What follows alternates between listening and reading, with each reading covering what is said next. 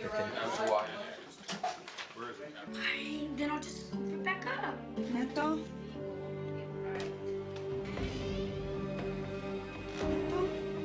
Mama! Mama! Mama! Mama! Mama! Call an ambulance! Get me to the ambulance! No! What are you doing? You stupid shit! Wake up!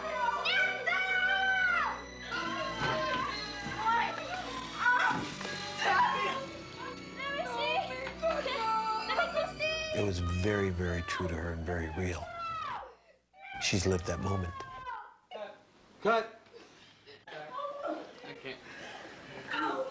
I deal a lot with ODs or kids that want to die or kids that had died. And whether it's an OD or it's a drive-by shooting or whatever suicide it is, you know, kids are still taking their lives away.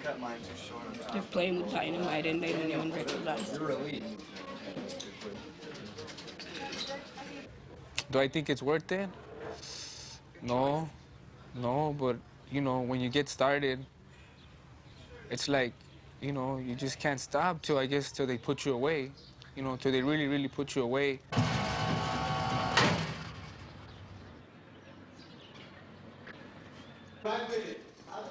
They gave me 4 years. 4 years. Freedom taken away, you know, wake up 6 o'clock, go to breakfast, and program day by day. Being at the top, I was always used to, but I could still be at the top when I get out, but I just got to do it legally. I don't want to come back and go through the same routine over and over, you know, and next time it'll be more time that I get if I get caught.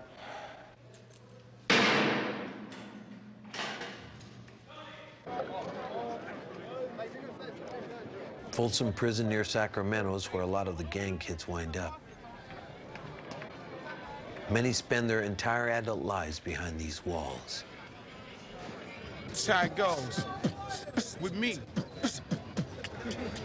Well, I'm not a rebel, but I'm known to rebel against ignorance, keeping my brothers in jail, or hell, whichever one you are living in, friend. And if you think it's hell, you never been in the pen. Homeboys is doing time waiting on an appeal. Attitudes get adjusted because we fight with steel. Human lives being took, characters are destroyed, and when the gates rack, it's not funny no more. And it's hard to stay together in a two-man cell. To make a long story short, the pen is hell. To me, and every brother that I know in the pen is running one marathon with the dreadful end. To reach the dark shadow at the India Road is a chance you'll take with the word parole. Another man trying to tell you how to live your life, how to raise your kids and treat your wife. Beat the clock, but you won't beat time, and you will never cheat the world out of hearing my rhyme, because every episode of writing's coming fresh from here. Just like the book of life is what the devil fear. By trade, I run the mic with the best of skills, dropping knowledge on paper with a pen and wheel. I'm not wise as now, but I'm wise enough to understand ain't nothing changed, and the world is rough. Prison's nice, ain't it? Hey, Godfather, what's going on? There's some gangsters right here. There's some real gangsters. Excuse me, fellas. Excuse me. Coming through. I've probably seen a little bit of everything in here. I've seen from sodomy to murder to an inmate hanging to an inmate jumping off the 5th tier because he had a deer John later. Anything that a human being is capable of doing to another human being, I've probably seen it a time or two in here. Don't cling him. Folsom Prison is a maximum security prison. 1/3 of everybody here is doing some kind of a life sentence. About 1/3 of everybody we've got here is some kind of sex offender. So having all you civilians, 88 civilians, coming in, it's taking a chance. It's taking a big chance. To the point you say, go that way. Or you'll say, go up that way. When you go up that way, and you go over there and you wait for me, or you wait for the white guy with... We actually convinced the prison to let us use real inmates as extras in many of the scenes. We need you guys to be doing the real thing and not be paying any attention to us. Some of you facing different directions. We're not going to just shoot this way. We're going to move around, east side, coming around, different angles. I don't know what you guys do, you know? It happens. But when it happens, you do it. I'm moving these guys out on the yard right here, kind of facing each other, and then do some exercises in this area. I want... Well, I'm the leader. Leader ain't got exercise. Leader ain't got exercise. Leader just watching. There were only 7 actors on the main yard when we were filming there. All the rest of the hundreds of men out there were real inmates of Folsom. As far as I know, it's the first time thing ever to happen here, where they have allowed people from the outside to come in and dress as convicts. It made a lot of stress on all the gunners when the situation was occurring. When they first came in, it was no big deal. I seen a green vest. I knew right away that these people must be in the movie, and I was thinking maybe they were going to have them keep those vests on for mingling with the inmate population. When they came off immediately, I lost who they were.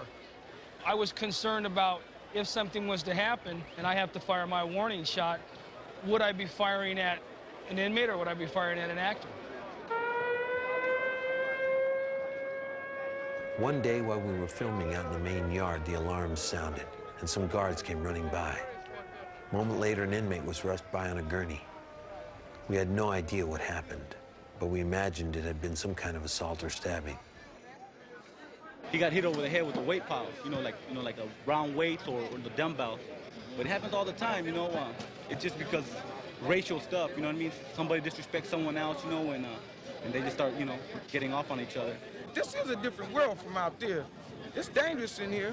It's dangerous. It's real dangerous in here. Because there's people in here that ain't got nothing better to do but be dangerous. When you come here, your life is don't mean a dime anymore. You got to have eyes everywhere. Because anytime, any moment, somebody can take your life for anything. All these weapons are made to stab somebody or to have somebody stabbed. Some of the weapons that are confiscated here at Folsom Prison. For example, this weapon here was used on our main yard. You could still see the blood on it. And this was actual called hit from one of the gang members. That means an inmate who we call a shot caller asked an inmate or told an inmate to stab somebody. A lot of our aluminum pieces are found inside our dining room area. They're cut from there. We have plastic weapons that are utilized here. Plastic spoons, styrofoam cups, combs, and Ziploc bags. They're melted down, and then they're sharpened. Inmates are very ingenious. For example, here's a weapon that was found in our facility just recently. As you can see, that's a pretty effective weapon.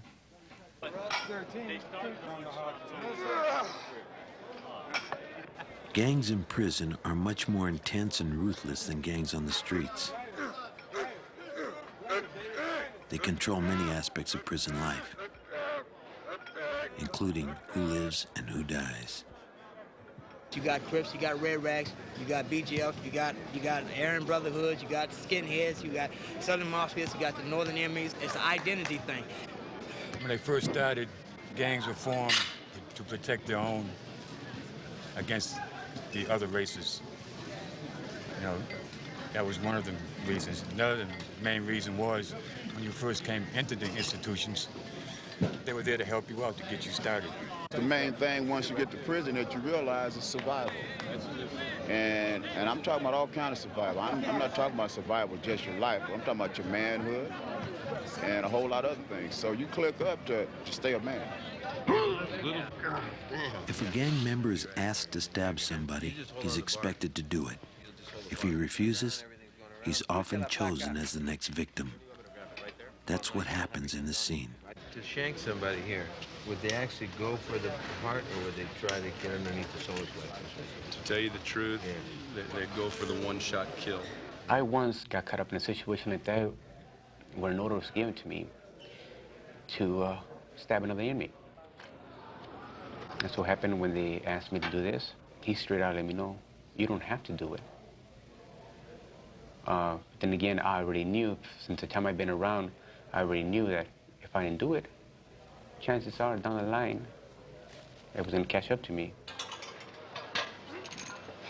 He used to be my neighbor in the tier, and so we used to talk to each other and that, and I got him all buddy talking next to me. So, I get him next to a bar where we're working out. And while he's doing his bar work, I just so happened to stab him towards around this area. Open your eyes, Vato.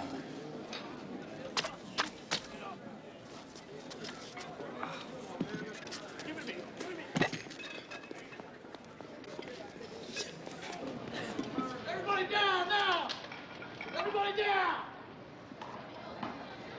The only means to respecting his is aggression. I mean, if you can't kick ass, if you can't back a person up off your line, you're gonna get taxed. And usually the taxation be getting ran up in. Taxation usually be becoming a victim of your environment. When we gonna do the rape scene? Rape scene is probably gonna be done at the end of the week. Good. We got us a customer over here. For a lot of the people here, they're never getting out. This is their home for the rest of their lives. And whatever possibilities they had are over. It's gone. And if this movie can keep some young kid or some young kids from wasting the chance, the one chance that they have at life, then this movie and the risk that we've taken will have been worth it. I never thought I was going to end up in prison. I mean, I'm out there 25 years, and all of a sudden I get 15 to life. I say, whoa, you know?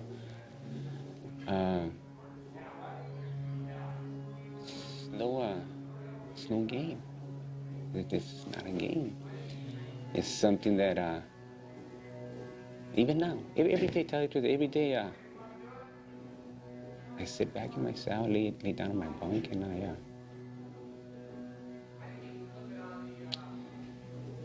I think a lot.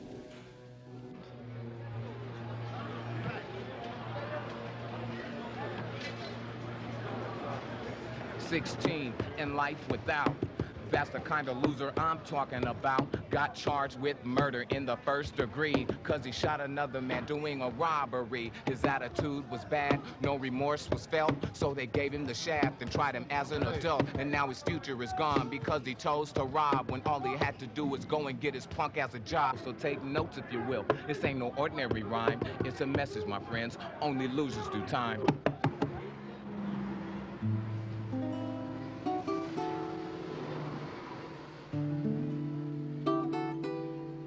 From generation to generation, we've been taught, oh, going to jail is fun. You come out, you come as a hero. Our kids don't have no heroes. There's no Latino heroes in East LA. When I was growing up here, my dad was always in and out of prison. When I needed somebody to play ball with, somebody to play catch with, I always had older homeboys like Mundo, Flappers, Chanclas, Steve DeFrancis, and them. They were around, and they were there for the kids, and they'd throw the baseball with me for an hour, half hour, even if it was 5, 10 minutes. But see, they became role models in my life. I didn't look at them as gang members. I didn't look at them as a bad person. I looked at them as somebody that paid attention to me. Frijoles?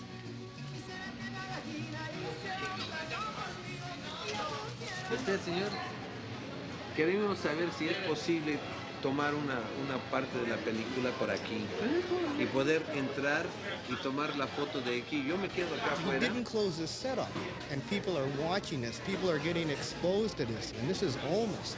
So somewhere along the line, some child is going to say, hey, if he can do it, and I look like him, why can't I do it?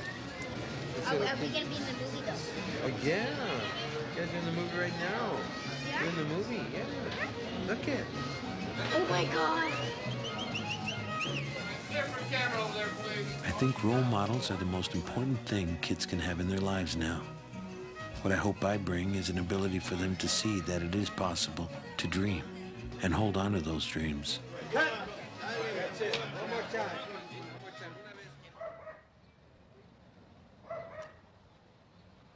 For me to get out of the gang is really gonna be hard because, like I said, it's just like a family. I'm gonna have to be living it little by little, stay away from it. Those guys that been gang members too, I know pretty sure inside they want to change just like me. So it's good having it, then filming it around this neighborhood, and then especially two gangs working together that don't get along. Nobody has ever done that before, you know, working together. It amazed me. They treated you like you were somebody, not like you were just some scum off the streets, you know, some, you know, gang member and all that. They treated you like you were somebody.